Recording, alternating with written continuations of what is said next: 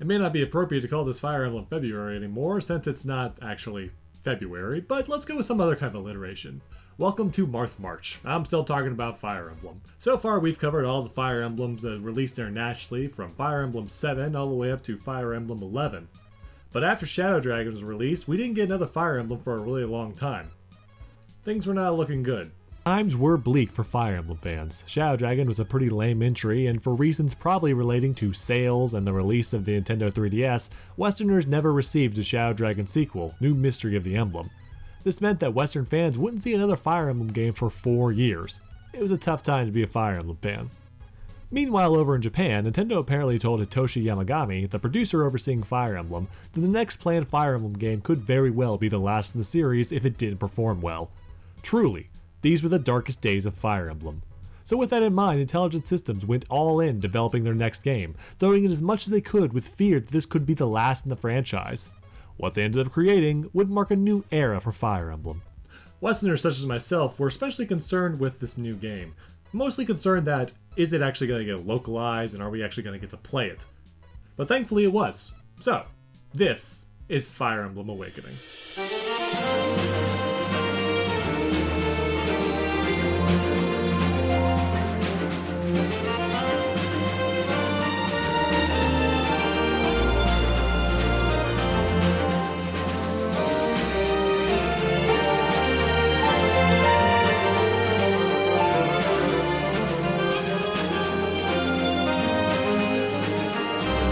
Fire Emblem Awakening is the 13th game in the Fire Emblem series and the first on the Nintendo 3DS. The story takes place 1,000 years or so after the original Fire Emblem in a land now called Ylisse. Tales of the hero King Marth have become legend, and his descendants make up the country's royalty. The story mostly follows the blue-haired lord named Chrom and the struggles he faces throughout the story, but also brings along a secondary protagonist to help him along the way, and a person that has struggles of their very own. You. If you recall in my Shadow Dragon review, there was a remake of Fire Emblem 3 made that was only released in Japan, and one of the main features of this was a create your own unit feature. Players could create an avatar that participated in the game's events, and this feature returned in Awakening. They could choose their gender, their hair color, whether they were a dwarf or an Amazon, all the good stuff. The avatar was a main character and was directly involved in the main plot. Similar to Fire Emblem Blazing Sword, Robin, as we will call them, is a tactician that guides your army to victory in battle. However, unlike the previous tactician, Robin is a unique unit that directly participates in battle. Anyway, the story begins with Robin and Chrom fighting Jafar from Aladdin. This fight serves as the basic tutorial for the game and also ends with Chrom's murder at Robin's hands. But wait! It turns out it was just a dream! Or something. Chrom and his little sister Lissa find Robin out in the middle of the field and introduce themselves. Robin reveals that he already knows Chrom's name, yet they've never met before. Chrom finds that a little weird, but harmless, while his battle butler Frederick thinks it's really suspicious and that Robin may be a spy. And I'm not really sure why that's considered weird. I mean, they don't tell you right away, but Chrom's part of the royal family of the land, and he's got a distinct physical appearance. I mean, it would be like someone not knowing who the Surgeon General is.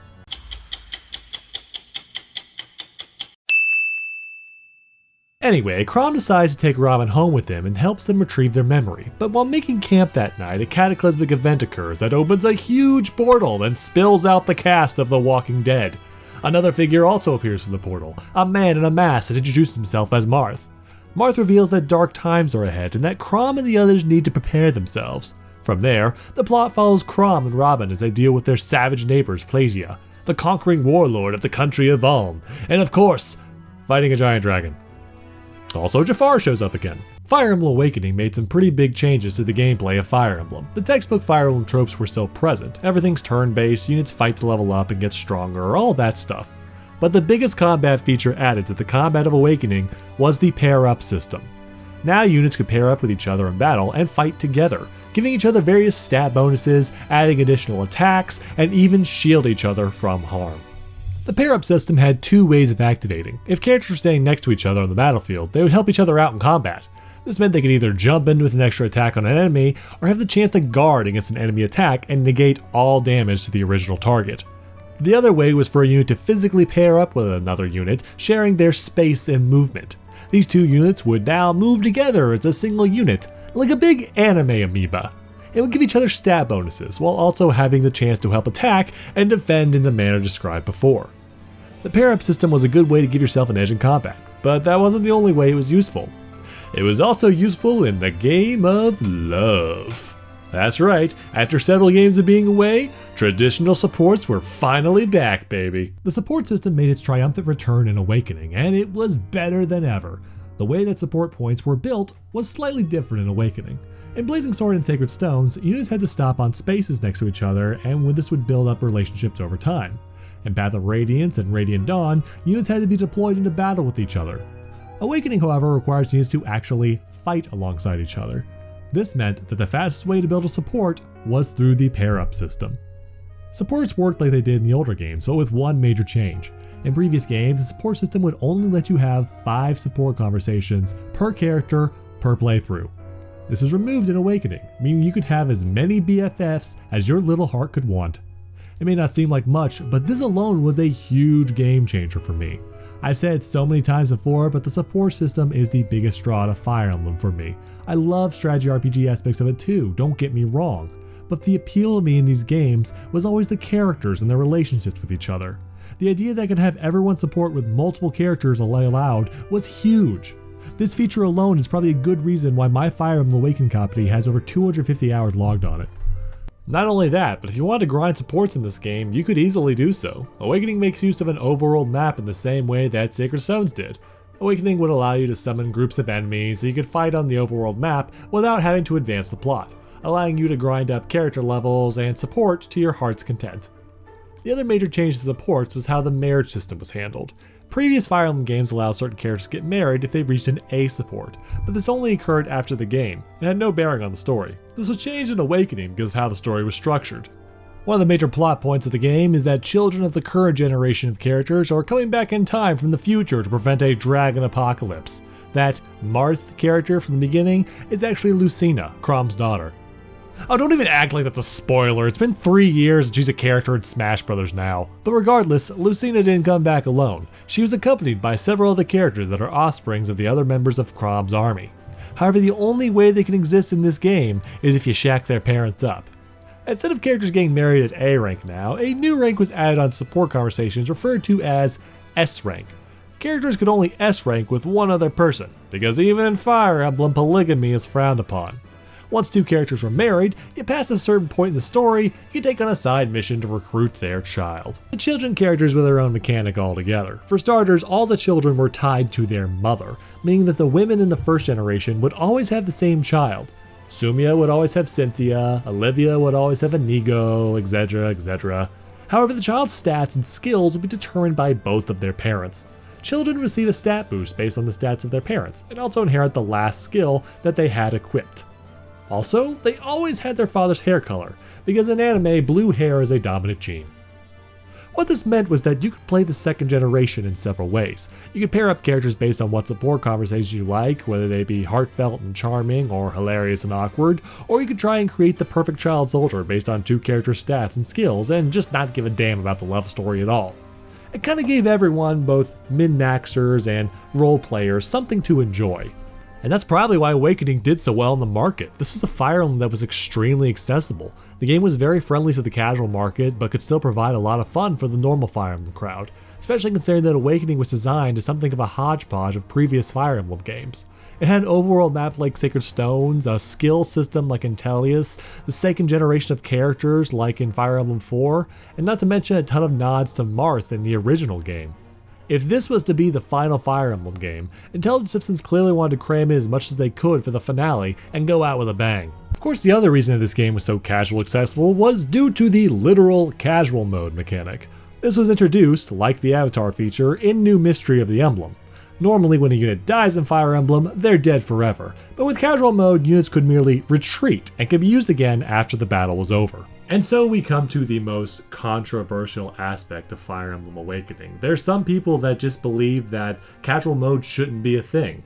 Permanent death in the series has always been a staple of Fire Emblem, so to take that away makes some people believe that you're taking away what makes Fire Emblem Fire Emblem.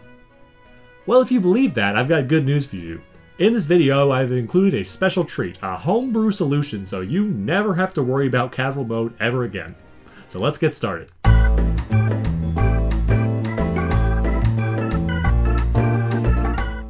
First thing you want to do is you want to get your Nintendo 3DS and load up Fire Emblem Awakening. After that, you'll be asked to start a new game, so select the new game and then choose whatever difficulty you want, it doesn't really matter. You'll then be asked if you want to play on casual mode or classic mode. Now this part is very important, so don't mess this up. Pick classic every time.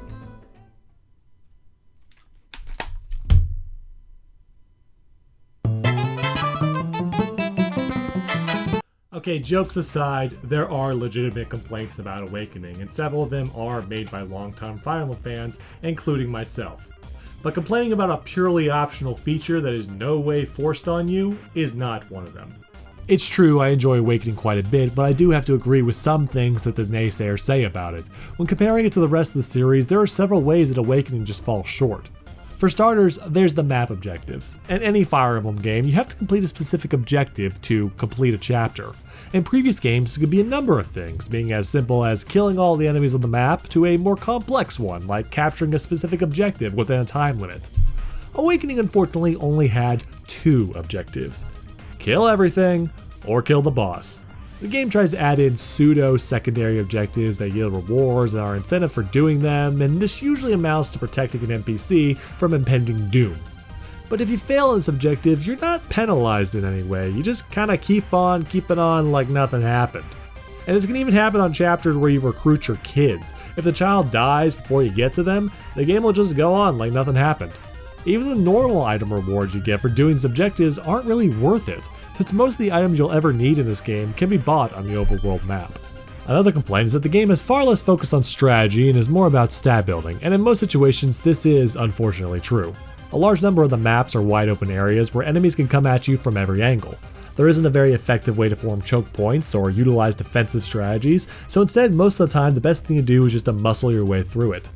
Not only that, but Awakening was Nintendo's first game to have downloadable content, and one of these DLC maps was a level grinding map. For about $2, you could effectively eliminate any challenge the game could possibly have. Not only that, but pair up itself is a pretty broken mechanic that only the player can use. So unless you're playing on Lunatic, Awakening's really not a hard game. Finally, there's the issue with Awakening's writing itself. I've said it time and time again, but the story and characters of these games are the main appeal for me, and while I personally believe that most of the support conversations are done well, some aspects kind of fall flat. For starters, there's the topic of S-rank support conversations. As said before, characters can only marry one person, but that doesn't mean they can't A-rank with others. With that in mind, S-rank conversations are often a continuation of previous conversations, but this can be awkward depending on the context. Take for example these 2 characters, Kjelle and Owain. Kjelle is the toughest nails knight girl that puts on a serious face and is obsessed with becoming stronger. Owain is a LARPer. Their support is pretty much Owain annoying Kjelle for 3 conversations and ends with neither person really developing at all. But then when S-rank comes around, Owain accidentally lets it slip that he's in love with Kjelle. And hey, wouldn't you know it, that's all she needed to hear. Somebody put on some Marvin Gaye. But to be fair, bad support conversations are not unique to Awakening, they've always been around. In Blazing Sword, there's a cleric named Sarah and a guy with a totally awesome name called Matthew. Their support is nothing but Sarah complaining to Matthew, who passively aggressively insults her the whole time. It ends with them getting married. So with that in mind, it doesn't seem like it's a complaint about Awakening in particular, and not all conversations are bad. A lot of them are very heartfelt and sweet, especially the ones between parents and their children. But there's still several where characters just kinda fall in love without much build-up, because that's just what the game wants, and because you want to make a super baby or marry a hot waifu. And then there's the whole Robin thing. I wouldn't consider Robin an extension of myself, really. They're their own character and their own personality and have no control over what they say, yet it really seems like the game wants me to have some sort of power fantasy with Robin. For starters, the game refers to him as your avatar, so that alone is kind of self-inserty. But then there's this whole deal that Robin can marry any character of the opposite sex in your army. In fact, some characters can only choose Robin as a spouse. So it kind of comes across as Robin is just this character that allows players to marry whatever hot anime girl or guy they want. I'm not sure if this is a legitimate complaint, but it's something that I noticed. Last but not least, Awakening's story is pretty weak when compared to other games. It's very predictable and the pacing is kind of funky. The entire second act of the game deals with stopping this conquering emperor from a foreign land, but after he's defeated, the game immediately jumps back onto a plot that was started in the first act, and the second act isn't really touched on ever again. This makes about a third of the game feel like nothing but filler. Awakening isn't perfect. It could definitely be improved in a lot of areas. But that doesn't change the fact that it's a good and fun game. I've easily put more hours into Awakening than any other Fire Emblem game in the series. And part of that is because of the format of the game. It's very easy to play it in any way you want. And that's part of the reason it did so well, is because it's so accessible. If you want to be a hardcore min-maxer and make the perfect army and the perfect kids with the perfect stats, you can do that. But if you'd rather play like an older title and just kind of play through your leisure and not grind, you can do that too. It's because of Awakening's success that Fire Emblem was saved. If we go by sales, Awakening was the most successful in the series at the time. Awakening kickstarted a new interest in Fire Emblem that resulted in many new projects, such as a brand new game, 2 Awakening characters in the new Smash Brothers, a trading card game, and crossover with Shin Megami Tensei. Kinda. I mean, I'm gonna play this game when it comes stateside, and I'll get back to you on that. And with that, Fire Emblem Fates would go into development, and this one was slated to be a doozy. We'll talk about that next time when we conclude this Fire Emblem series. Thanks for watching, and tune in.